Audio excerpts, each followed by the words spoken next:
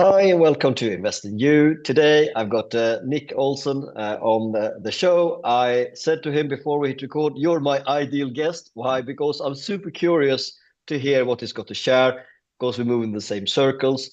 So, Nick is also a podcaster, and you should check out the podcast. More about that one later. He's the managing director of Cornerstone International Alliance. So, again, think a group of advisors for sellers or people who even think about doing anything in M&A. And they have got a global footprint. I have been having another call with Nick previous to this, and I'm sure this will not be the last time either. So without further ado, welcome, Nick. How are you? Fredrik, thank you for having me. I appreciate the opportunity to be here with you today and looking forward to the conversation. Absolutely. So again, we are not for Nick's sake, we're not here for my sake, we're here for you, the audience, and we hope to drop some knowledge bombs. And so without further ado, like, what does M&A mean? It's an acronym many people talk about. What does mergers and acquisition actually mean? Like back to 101 foundation here, please. Go ahead. Yeah, and mergers and acquisitions in our world is simply, the buying and selling of your business, whether you're looking to exit your company, and you go out and try to find a buyer who's the best suited for that.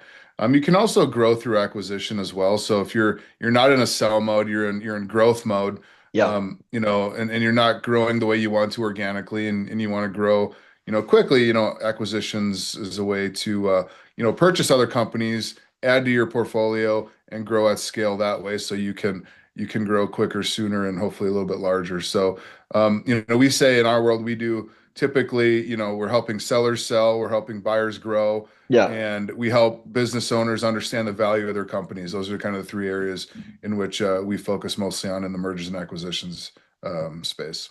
That's perfect. So also before hitting record for the public and for everyone's benefit, me and Nick completely agree that you should have some kind of advisor. So yes, you can learn. Yes, you can check things on YouTube. Yes, but ideally have someone you know, like, and trust who can hold your hand, who might have sold a business before, or an advisor like Nick, or someone who'd like to potentially even partner with you, like myself. Why does this hand holding make sense? And planting the idea that most people will sell their business for the first time in their life. Over to you, my friend. Right. Yeah. I mean, in most cases, your business is your baby. You've built it up Yeah. over however many years, and and in most cases, it's your identity. It is who you Yes. are. It's who you know. It's what you do. It's what you relate to. It's you go to office, every day and probably spend many hours growing your business to the best of your ability. And at some point, you got to sell. Whether it's, hey, I'm ready to retire. Maybe it's health concerns. Maybe it's I want to do something new. I want to pass it on to the next generation, whatever the case may be. Um, you're going to need to sell your company. Like you said, Frederick, most cases, business owners have never done that before. Yeah. They've spent all their, blood, sweat, and tears growing their business, and now it's time to sell. And that's where really our profession comes into play. Think about this. If you're a first time, seller of your business, and you're looking at, who's the right fit. A lot of times too, business owners will get an unsolicited offer, and what that means is, a buyer will just come out of the blue, call you, email you, whatever, and say, "I'll pay you X amount of money for your company." Yes. And a lot, it's like, really, you're going to pay me that amount of money? Like, it seems too good to be true. Well, in most cases, it is, and it can be. And because, what that buyer wants to do Yeah. is they want to get you into a one-on-one negotiation. Yes. And, that is not to your benefit. Now, think about this. You as a first-time seller going up against a buyer who's bought hundreds, if not thousands of companies, who's got the advantage there? Mr. or Mrs. Business Owner, it's not you. It's the buyer because they've done this many times. And so I think that's one of the biggest reasons why you want to hire an M&A advisor is to go through this process on your behalf. Yeah. We've done it many times. Our group last year sold over 187 businesses. in our lifetime as an alliance, over 4,500 businesses. So we level the playing field where now you have someone representing you that has experience in the space as much as the buyers do. Yep. And so taking you through all the steps, valuing your company, helping you understand, what we think the market will bear, for your company, helping you understand is now the right time, is the value the right, you're going to get the right number to move on to your next phase of your life, whether it's doing something new or just retirement and enjoying the next phase. And a lot of times people, I can get $10 million. Well, that's your gross number. What are you going to net after taxes? And is that net number Yeah. going to be what you can live off of Yes. for the rest of your life? And if it's not, well, then we got to do some work to increase the value of your company. And so, like I said, a lot of times if it sounds too good to be true, it is. The other thing that is really, what we specialize in is multiple offers. We're bringing your business to market.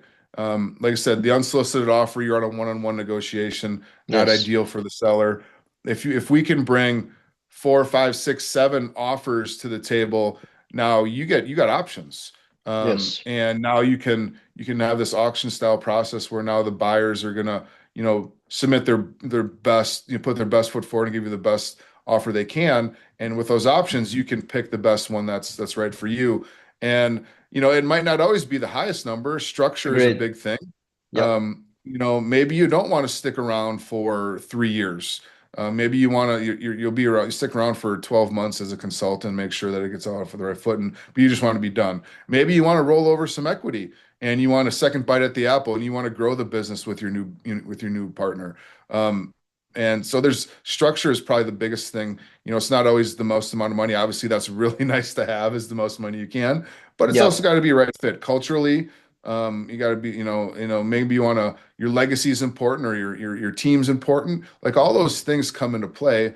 It's not just as easy as selling your business and be done with it. There's a lot of factors that go into it. And that is why, we exist. We pay for ourselves many times over. A lot of times we're getting, multiple offers and getting you a best deal possible. And it can be, over the price that we think it can be because we are creating those multiple offers and that auction style process to get you hopefully the highest number. Yeah. So to link what Nick just said here, the cool thing with having a podcast and talking with experts from all over the world, you learn a lot.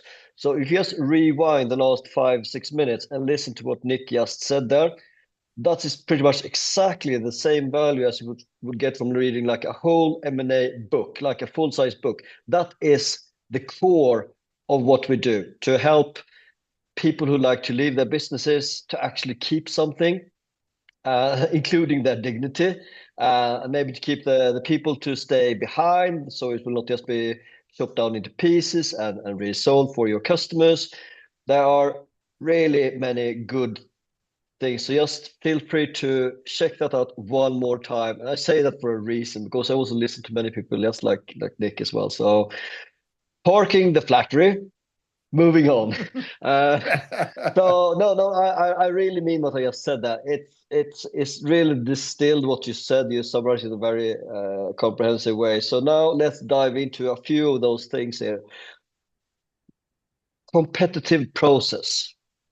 Yeah. Let's unpick that a little bit. Why it's so important. It's not for everyone, but for many, it is good to have options. So let's elaborate on that for a bit.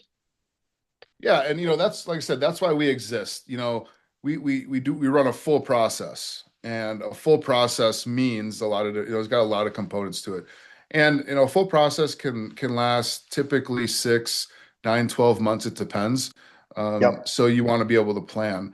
Now, when you're looking at creating competitive market amongst the buyers, really what we do is we meet with you as the business owner. No, let's say after we sign the agreement to take to take you on as a client, and I will say this too, it's got to be a mutually beneficial marriage. You're being married. You're Yeah. essentially married for almost a year. So Fredrik, if I'm selling your business and we don't get along, or just our personalities don't mesh, and it's like, well, maybe it's not the right fit. But so I would recommend too, as a business owner, if you're looking for finding an M&A advisor, definitely have a conversation. Make sure that you feel good and comfortable with them. And like I said, you're going to be spending a lot of time together for the next 6, 12 months. So it's Yeah. got to be a good fit. And we in our firms too, in our group, we do the same thing with clients. We don't, if we're not the right fit, we don't have egos, so we're going to tell you up front that, hey, we think we're not the right fit. You might want to check out someone else or whatever. But Yeah. just before you sign that engagement, make sure you feel good about it. Yeah. Um, That's good. and but when you're talking about, so we sign the engagement, we'll have an interview with you. We want to understand all about the business. We'll create a couple of marketing documents. We call a teaser or an executive summary, just an overview Yep. sheet of all about your business, right? Then we create a bigger document we call a SIM, or an confidential information memorandum, which is a document that really dives deep into your business. And this is something that we share with potential buyers after they've signed an NDA. Yep. And that's the first time in most cases that the buyers will know the identity of the business. And there are, and the other thing too with sellers is confidentiality is a huge thing.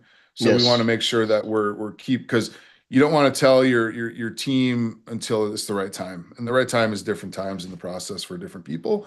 But so we share that sim, and it's got all the information about your business. It's got your financials, your history, where you're going, projections, and just all about the industry and just all the great things about your business. And then from there, we're looking at, collecting IOIs, or indications of interest. Um, and there we're sitting down with you as the business owner and going over those offers. Yeah. And throwing some out, proceeding with others. We like this, we don't like that. There's a lot of different things that go into it. And that's where really the competitive process really comes, starts, is that NDA and that IOI phase. So now let's say we collect, 15 IOIs. So those are businesses that are, or owner or buyers that are genuinely interested in your company. And Yes. this is where like I said, where we say, you know, we sit down with our clients, say, what do you think about this one, that one, whatever. There's obviously reasons to like, others more than others, but then it's like, okay, we want to move forward with these six. Yeah.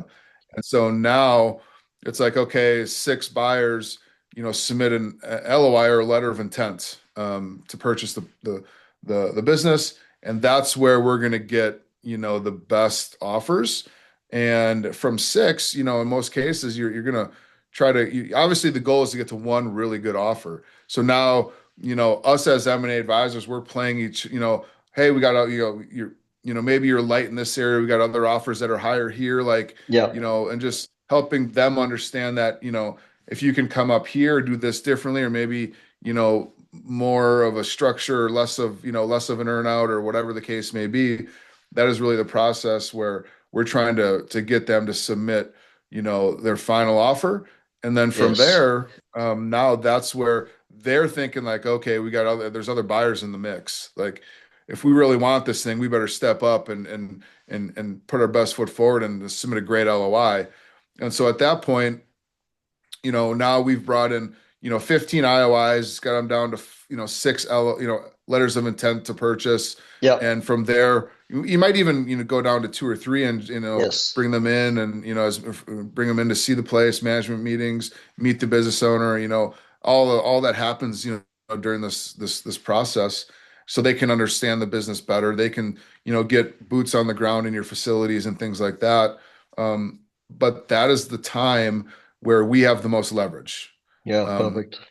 Perfect. Us as the advisor, you as our client, you as a seller, that's when we have the most leverage. And that's when we have options, and that's when we gotta look at picking, the best structure and deal for our client. Yeah. So one acronym used by Nick is or I is indication of interest, really. So like, are you interested to, like, I raise my hand, please tell me more. That's kind of the stage there. So we will go full circle, but let's now dive deeper into, like, the exit side of things. So now, assuming yes, you've done selected, you have agreed. What are some of the more common exit terms that people might encounter? So I'm talking in particular about like how long time they stay. Some of the options I see a lot more and more of seller finance and people staying in with both money and their time. Can you play out a few scenarios here, please? Yeah, I mean, and that's where I really, when you talk about structure, it is, obviously everybody would love 100% cash at close. Yep. That's the ideal world. And we've had a lot of different things recently in our market here, especially in the United States, and around the world, but in the United States specifically with the presidential election a year ago at this time. Whether it's, whatever candidate won, it's just like the unknown. So business owners kind of said, well, let's see what happens. And then, that happened. And then now we got the tariffs thing, and people wanted to wait and see what that impact had on the companies. And so there's a lot of uncertainty. And so with uncertainty, you see more structure in your deal, less cash at close, Yes. things like that. And so we've seen a lot of, I've talked to a lot of our firms, and you're just talking about different ways that they can, because values can stay, what they're supposed to be, but it might be, something like an earnout, and an earnout, Yep. typically means, you're deferring some of the money you're going to get, let's say a 3-year earnout, and it's based on the Yes. performance of the business for the next, 3 years. Obviously, there's some risk to the business owner, if that's something that is in place, especially if they're not, staying in the business for those 3 years, where they can actually have a hand in making sure. Obviously, the buyer's going to do everything they can to grow the business and things like that. But, so it's, an earnout is something that can be good, but there's some risk to it. Yeah. Another thing that we see commonly is a business owner, well, whatever structure is, we'll have an agreement to stay in the business for an X amount of time, and that's really to make sure that the transition is seamless, that the buyer is comfortable with everything, getting operationally and getting into everything, and making sure that the key employees are there. Maybe the owner wants to make sure that their key, their management team sticks around. The buyer typically, especially a financial buyer, really wants Yes. the management team to be solid. That's valuable to them. Making sure you have that team in place, making sure you have those processes in place, making sure that everything's documented. Customer concentration. That's another thing. I'm getting kind of off track there, but No, that's so cool. when if you can negotiate those terms as well, like, hey, I want to make sure, and maybe you want a key employee to have some equity. The business owner role has some rollover equity in the business, where Yep. they're going to roll 20% of the value into the new company. And really, that's so a lot of times they'll stick around for 3, 4, 5 years, if it's a and if the idea is to sell in 5 or 7 years again. Now they take some chips off the table, they put money in the bank, they're rolling equity, they're staying with the company, and they're going to grow it to a level where they probably couldn't grow it themselves, and that's why they're bringing on a partner and a buyer. Yep. And when they sell in 5 or 7 years, now they get that second bite of the apple, where now they're going to hopefully have another big event where they're going to get some cash in, and maybe that's when they get out altogether. And so that's appealing to some buyers. So be able to roll over that equity and things like that. But Yes. yeah, it could just some buyers, or some sellers look at, hey, I just want to cash out and be done. Yeah, Those exactly. deals can be somewhat more challenging to negotiate, especially if the value is not as high as they want it. When you want to get that value up higher, typically you have a little bit more structure. Yeah. Yeah, no, it's getting close to 20 years since I did my MBA, and I did my dissertation on the power play between the venture capitalist versus the founder, and the matter of trust. How much they trust each other. Like, you don't want to buy a lemon, and at the same time, the founder doesn't want to show all of the holes in the ship's hull. And it's exactly the same now when we come to a complete or part exit. So it's the same story. So there are a few pitfalls for people who've never done this before. You might come across a very advanced buyer. So we mentioned one thing in the pre-call. The terms might be renegotiated, including the price, because they find things and find reasons to discount the price. We also have for example, that you might buy the equity that you roll over for a much higher price than you might have thought, to a higher price. And I will allow Nick to elaborate on those two to start with. And a third pitfall that you might come across again when you are working without an advisor in particular. Yeah, I mean, it's funny. You as the business owner, this is your baby, and the Yeah, last thing you want someone to tell you is your baby's ugly. And so, what is something that, in an ideal world, we always say go ugly early. And if we're advising a client, like we want to get everything out on the table, yeah, like yeah, Mr. and exactly. Mrs. Business Owner, tell me everything. Take all the skeletons out of the closet because I don't want to be surprised. You don't want to be surprised. And if we can get ahead of this on the front end, it'll make the whole process a lot easier. But a lot, that doesn't always happen. And Indeed. so, so there are a lot of things that can come up where, like you said, a buyer might want to try to retrade. The one thing I think that business owners need to be aware of, and a reason why you should hire an M&A advisor is you still have to run the business, right? So if you're focused solely on the selling of the business, the process, which is more than a full-time job in and of itself, and that's why we exist, Yeah. but you still have to run the business. So if you take your eye off the ball and numbers are declining, EBITDA goes down, as you get further in the process, as the buyers are going through their due diligence, maybe they're going to do quality of earnings. That's a deep dive into everything with the business. They Yeah. spend a lot of time and money to do that. And if they see, well, hey, your numbers have been dipping for, consistently for a while, or we're down X% from this time last year, we think our original offer in our LOI is too high. We want to offer this. You want to avoid that situation. You don't want that retrade because obviously that delays things. Obviously that is a little bit of contentious type of Yes. process.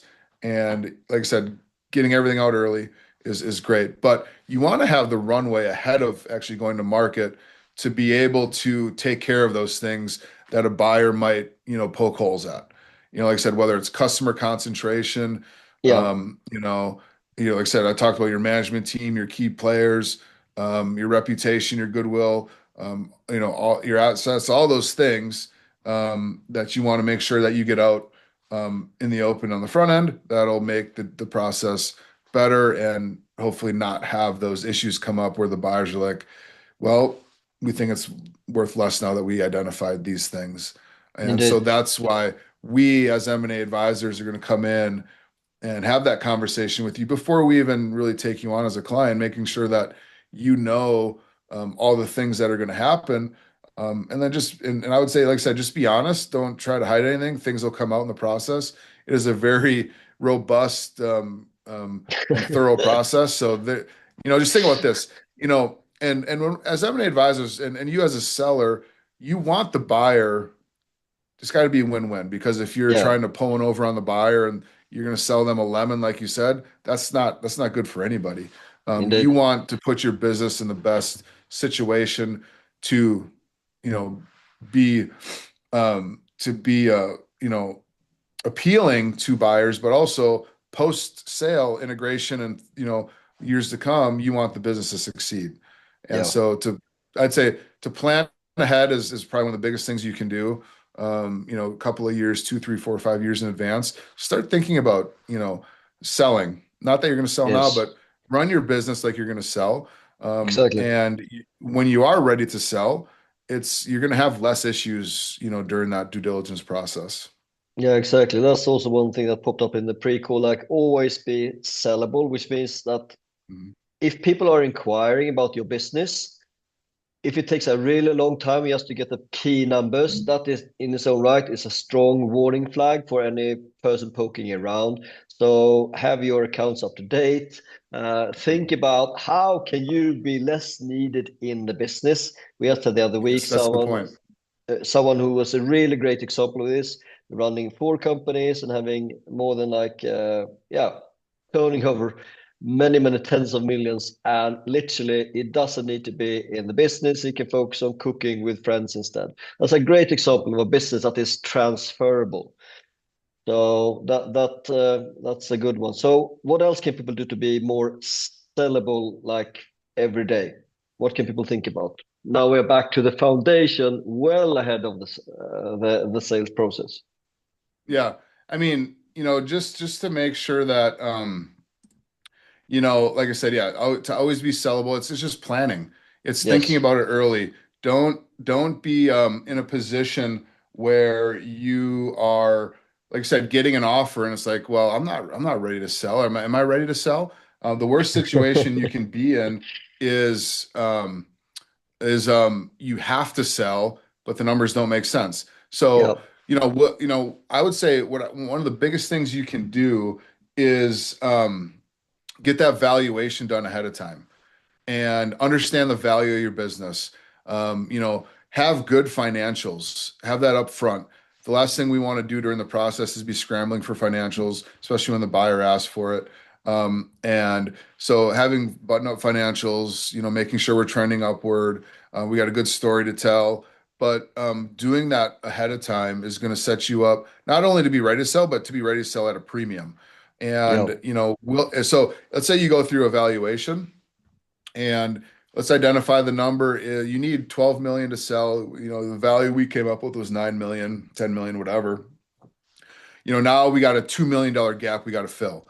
Well, we're going to connect you with someone who can work with you for whether it's 12 months, 18, Yep. 24 months Yep. to bridge that gap, help you get in a better spot, and then come back to us ready to sell at 12, million and hopefully more. And we can get you a better value, better structure. Last thing we want to do is to have to sell and you're not ready to sell. And that's just tough for everybody. Yeah. Yeah. And I'm really like this phase we're talking about right now, where it's like tidy up. Tidy up was not as fun as the new accelerated part, which I really love. Like, how can you make more profit and more profitable sales? And all of a sudden, usually most founders at this stage, like, actually, this is quite fun. Hmm. And they got a Hmm. new love for the business, but then often their spouse is like and knocking on the shoulder here, like, honey, we should do something more than Hmm. just you being away working hard. So yeah, it's a really funny place. And I'd like to mention something else here, which is very much linked to what we've been talking to about so far. You need to have people who are connected advisors, because usually one Right. person can't help you with everything. So you need to have tax advice early, and that's tax advice personally and for the business. You might even think about changing country, retire, find a new home so you can actually keep the money when you sell. So there are many aspects to this. I know that I am very much in this space, and please elaborate on how you are doing this, Nick. How you connect. You're the connector of not only advisors but also of other specialists. Right. And that's what we say. You need a team around you. Yeah. And that is the one thing that we do for you as well. And you have your attorney, you have your accountant, you have those people around you. But if you don't, we've got a network of those people. And Yes. we're really the quarterback of um, the whole process. So what that means is, you can have you as this one person and trying to navigate, your accountant, your attorney, your, the people that you need, the tax person, all that sort of stuff. Like that's a daunting task. Like I mentioned before, you have to be able to run your business and so let us Yeah. take care of the sale. And so we're gonna work with your accountants to make sure that we got all the updated financials, that we've had, the conversation about the tax implications on the sale of your business, Yeah. making sure that your financial advisor is in the mix. you should have had a conversation with your financial advisor about, the value of your business, what you need to live that ideal lifestyle, Yep. post sale. And if the numbers don't match up, then it's not going to be the right time for you. So ahead of time, and if you don't have a financial advisor, I think most business owners probably do, but we got people that we can connect you with as well. And Yeah. then, a lot of we see this all the time when business owners look to bring in their attorney who is not necessarily experienced in M&A. That can Yeah. pose some, challenges. And we'll work with those attorneys and we'll help them out. But if you can have an attorney who's experienced in M&A, that helps out Yes. a ton. Yeah. And Yeah. because they're gonna have to talk to the buyer's attorney and they're gonna have to talk together and Yep. negotiations and all that sort of stuff. It just makes a lot of sense. And so we're quarterbacking and bringing everybody to the table at the appropriate time, so the business owner doesn't have to worry about that. Yeah, no, you're stealing my thunder. I was about to take two side tracks. One is on the attorney side. So again, they might be perfect for your family law, but they will not be the best person to represent you to get the best out of this. You will usually Mhm. spend a lot of money and often crash the deal. And Right, that's on the attorney side. The other side I was thinking, what is your accountant? Here comes the problem. He has been with you for decades, maybe. He knows your right. business inside out. He has never sold a business before. This might not be the best person to help you. Why? Because if he successfully helps you sell a business, he loses his best and biggest client. Plus, he's not done it Exactly. before. This is a huge thing to consider that your accountant, as great as he or she might be, they are compromised in this situation. But it might also be that they might be someone to help you to lead this process. But again, it depends on that individual and their motives. Thoughts on What I that, would those say to two? Frederick to that, sorry to cut you off there, but No, no, it's good. one thing that we do is with a financial advisor or an accountant, like you said, especially you don't want them to feel like they're losing a client. So what can we do to make Yeah. sure that they're included, to make sure that the financial advisor is staying with the client along the process and maintaining those assets under management after the sale, be part of the you know Yes. um, we've done my boss Scott Bushke did who founded Cornerstone National Alliance did a study of business owners and the top people they rely on or trust would be the financial advisor, like a business coach, Yeah.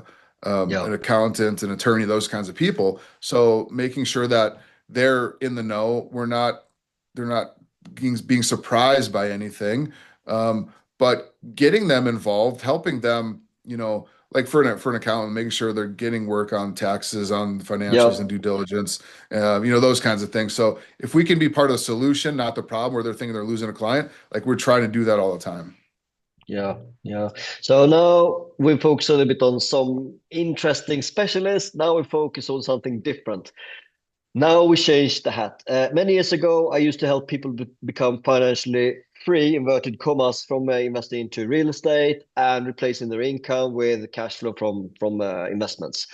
Fantastic. And when doing that, I figured out a few key learnings that fits in to this mix. Now I'm losing my thread here. Segue to yes. What are the reasons why people might be so-called motivated sellers? That's like where you can buy a real estate or a business for a much lower price. We came up usually brainstorming session like what are the reasons why people might be motivated to sell. It could be like divorce, it could be a bigger family, it could be smaller family, it could be so many different things, but things outside the business taking their attention. And a lot of this will now be health related or Yep. age related or retirement related of many of the company owners that both me and Nick are talking to. And again, if your business is not sellable today and you're hit by a car or medical stuff, that means that everything Yep. you've built forever is now not sellable at all. It's worth nothing to your family. Let's elaborate on reason why people might want to exit their business. Ideally, not with their feet out first. Right. Well, and that goes back to the comment you made before is as a business owner, the biggest advice we could probably give you is always be sellable. So if Yeah, you do get hit by a bus, you're not leaving a mess for your spouse, your kids, your team. And so that I think that is the biggest thing. And that is really just getting connected with someone, a coach who can help you grow your yeah, business, put the processes in place, all the things. But yeah, some of the common things you see, I mean, we got a big, number of businesses out there still owned by baby boomers, right? yeah, And that generation is holding on to businesses a lot longer than other generations. So it's always, and health, with an aging population is always a concern. So making sure that, like you said, always be ready.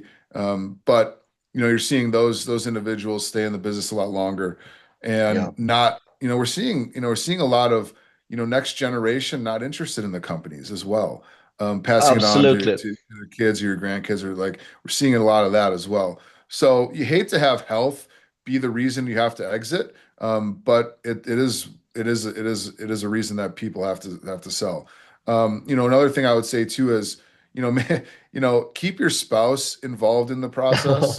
Um, Yeah, as an advisor, we try to engage the spouse. We have conversations with them to understand like their motivations. But yeah. your spouse may say, "Hey, honey, it's time to get out. We have grandkids now.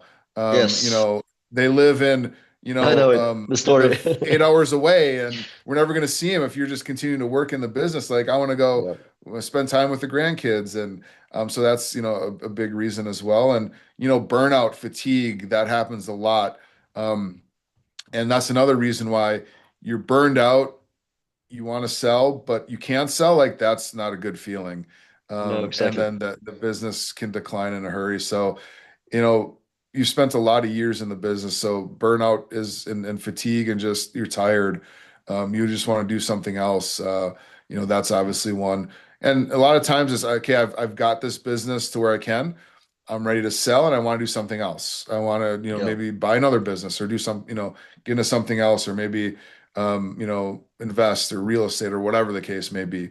I think we're seeing millennials, that generation, their reason for exit is, they're not gonna die in the business.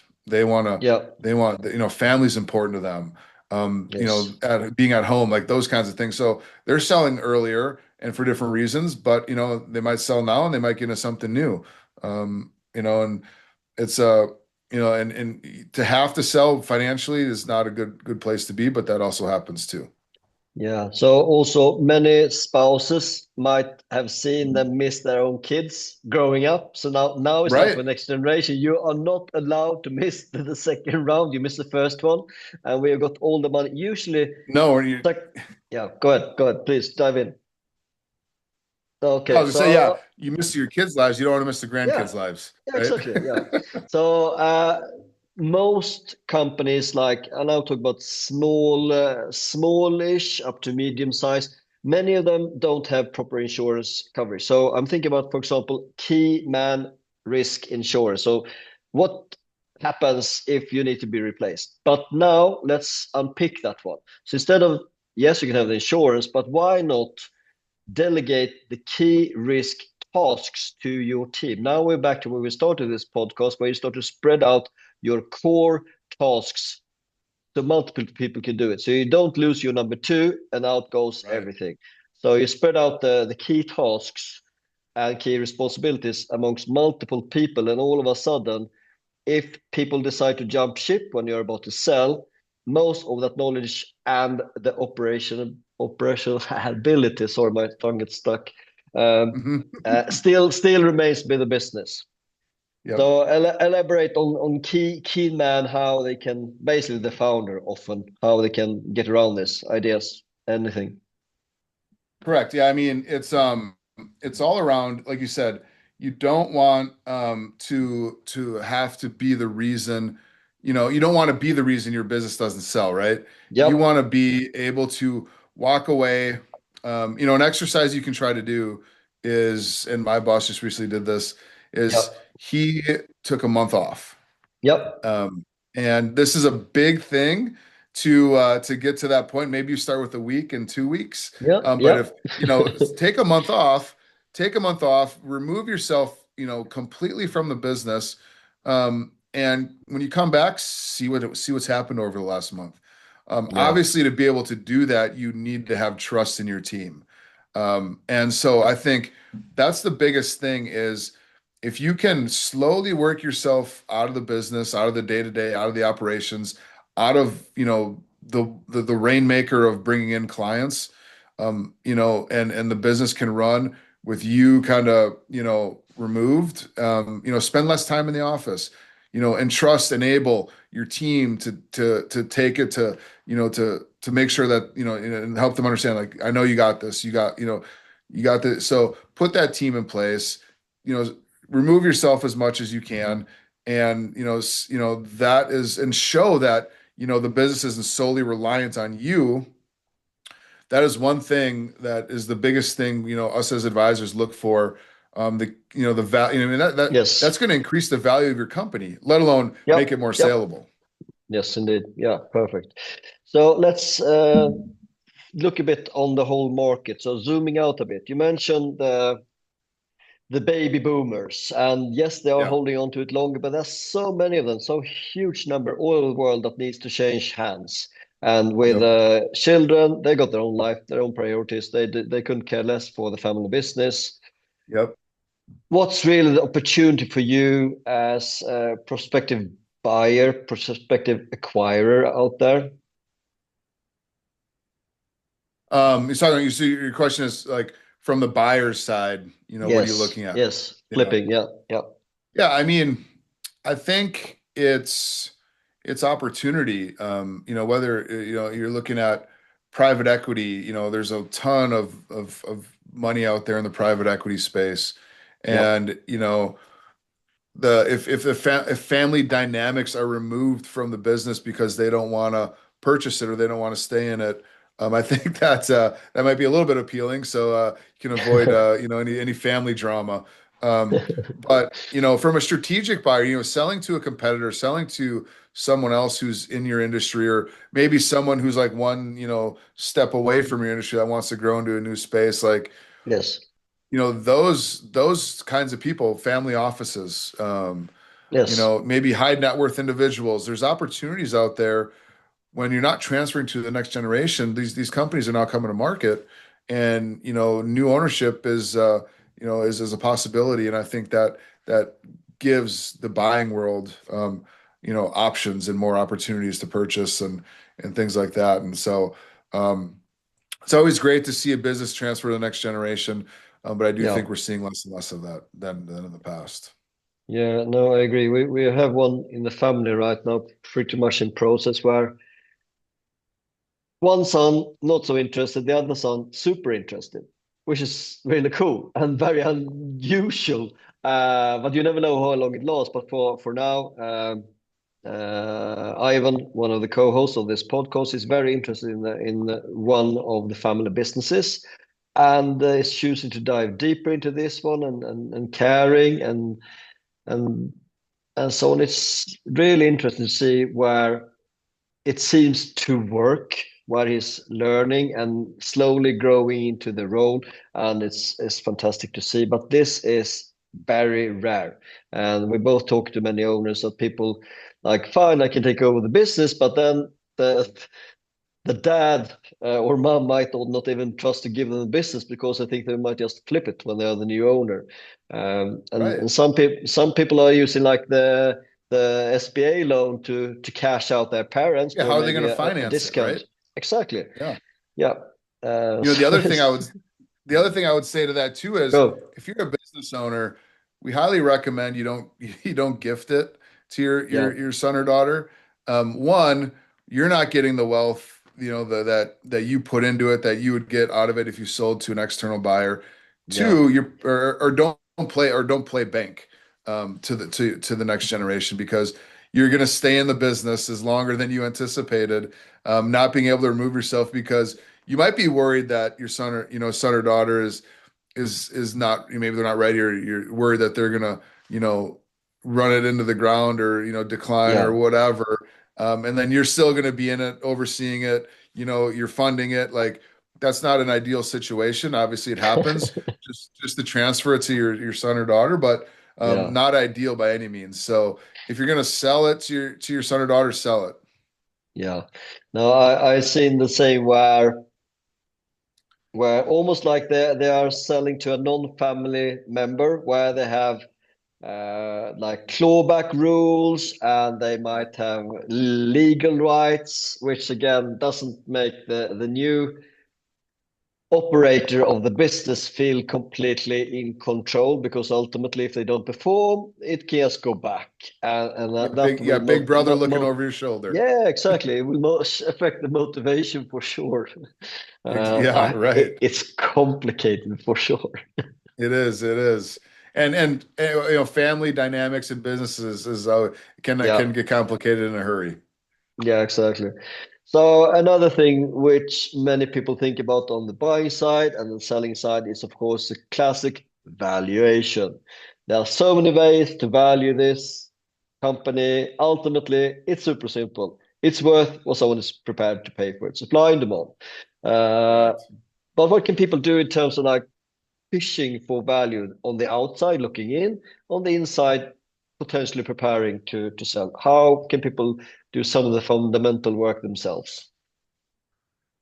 Yeah, it's the common things, you look at value. Yeah, We've kind of hit on them, throughout the course of this conversation. indeed. But obviously, making sure the financials are moving in an upward trajectory. You're showing, growth year after year. And that obviously, correlates to a lot of different things. But, like I said before, as a business owner, you can provide value by not being reliant on yourself. The business isn't reliant on you. Yep. Um, Customer concentration, diversify your customers. If you do have a big customer taking up over 25% of your revenue, then contracts in place long term are good. But if you can diversify your customer concentration, that's appealing. You don't want to rely on someone who's funding 75% of your revenue. What happens if they leave? Like that's a tough situation to have. Yeah, the management team in place, them sticking around post sale is valuable. You talk about, even goodwill and brand equity and things like Yeah. that Yeah. might not always, be thought of, but if you have a powerful brand, you're an industry leader, like that's value right there. Talk to your M&A advisor about, valuing and implementing goodwill.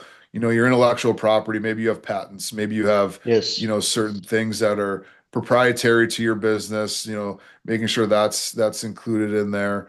And running a business that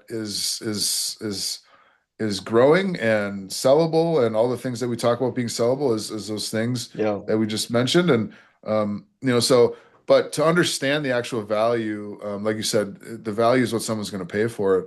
But Exactly. getting that valuation is a great step, great first step. That's how we always want to engage a client. let's Yeah. let's let's talk. Let's make sure we like each other. Make sure Yeah.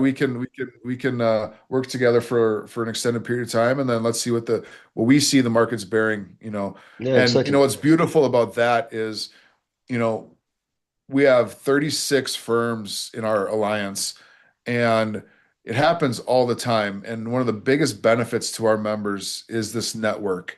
And so if I have a business that I'm looking to value, and I'm like, what are multiples? Like I got Yeah. It 200 depends. plus people to Yeah. poll and say, hey, who sold a business in, industrial automation in the Yeah. last couple of years? Like, what did you see for multiples? What did you see in the market? What did you sell it for?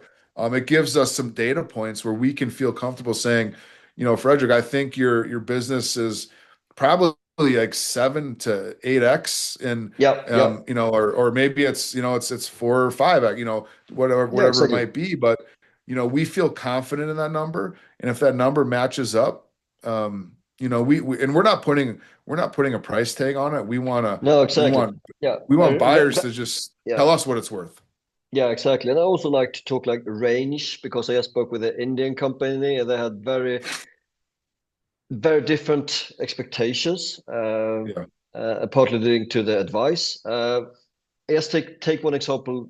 Early, less than 1 hour before this call, I looked into one company, services, information services space, 5 million profit roughly, 35 million revenue, roughly 400 headcount.